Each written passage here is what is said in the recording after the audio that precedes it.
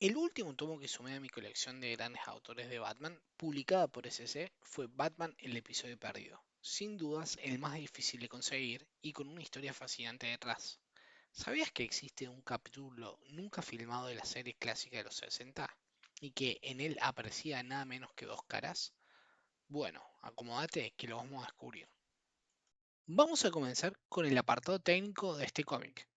Este volumen se titula Batman el episodio perdido y recopila dos historias distintas. Por un lado, Batman 66, el episodio perdido, basado en un guión original de Harlan Ellison adaptado por Lin Wayne con arte del legendario José Luis García López, y por otro, una historia corta publicada originalmente en Batman Gotham Knight número 10, escrita por Alan Brennard y protagonizada por Batman junto al Green Lantern clásico Alan Scott.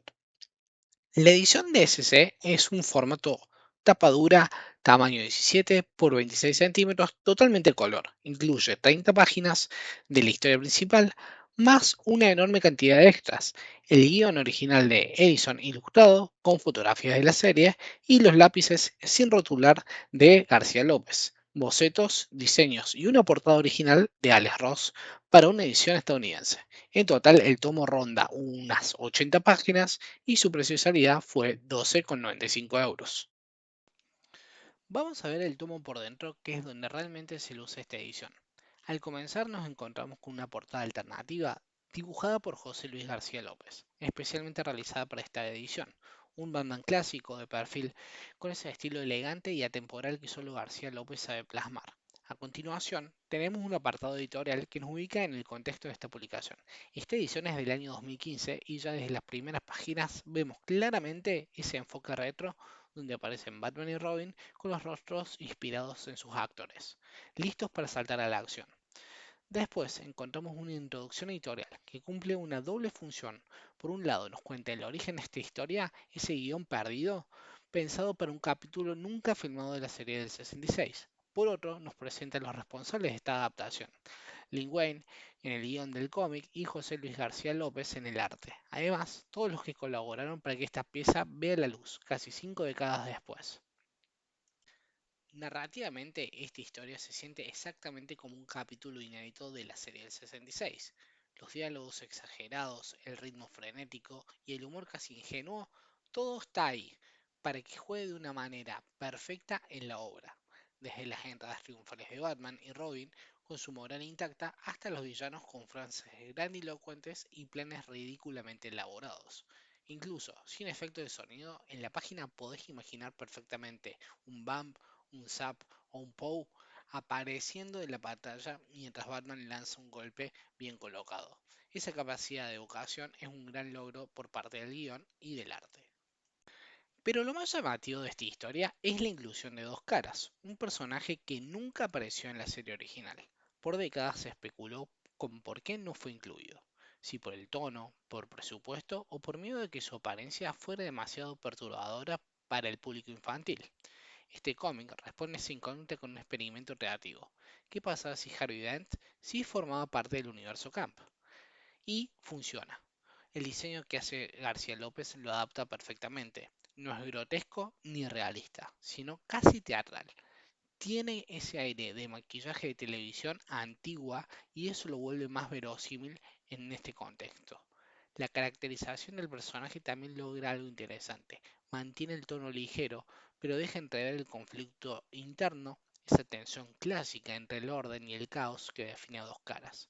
Es una versión más suave, sí, pero no superficial. Tiene alma.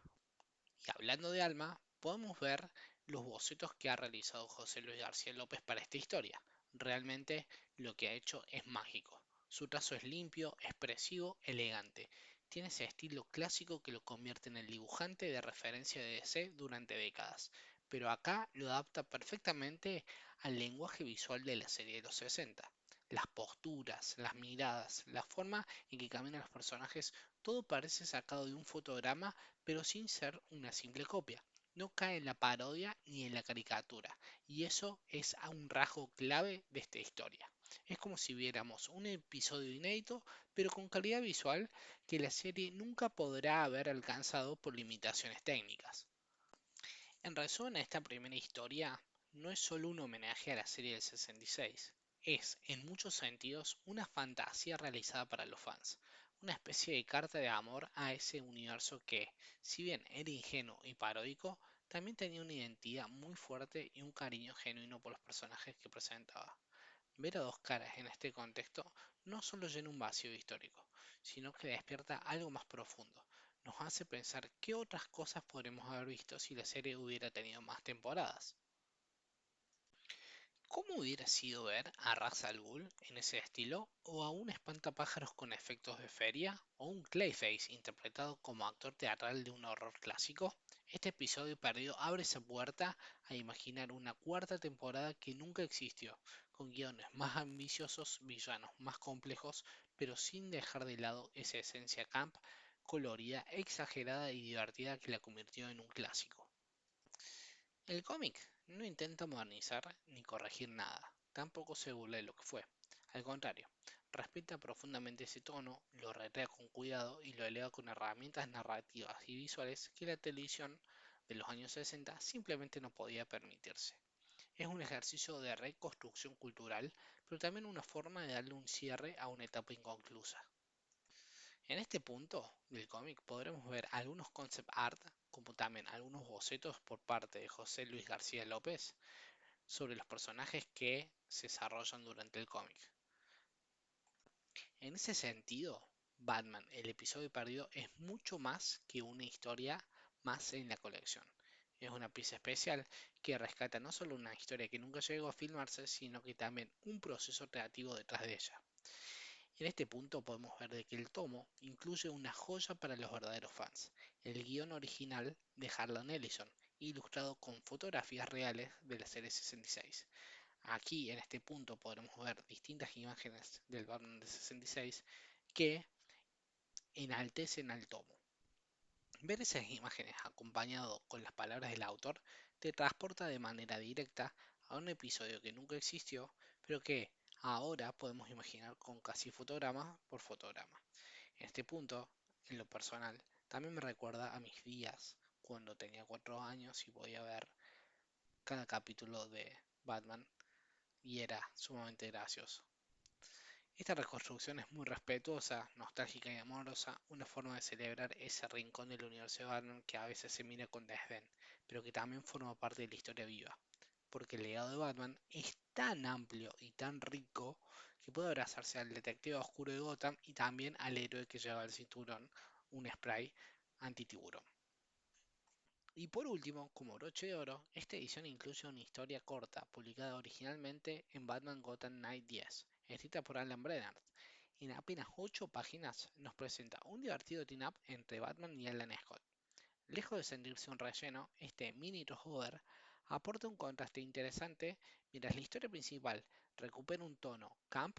Aquí vemos a un héroe de otra era unirse al dúo dinámico, con un estilo más reflexivo y diálogos que recuerdan la vertiente mística de Scott.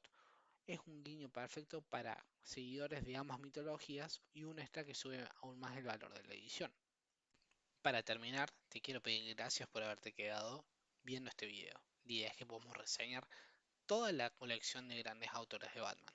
En este caso, este tomo representa algo muy especial ya que fue el último. Te espero para más reseñas y que me dejes un comentario y si te gustó. ¡Nos vemos!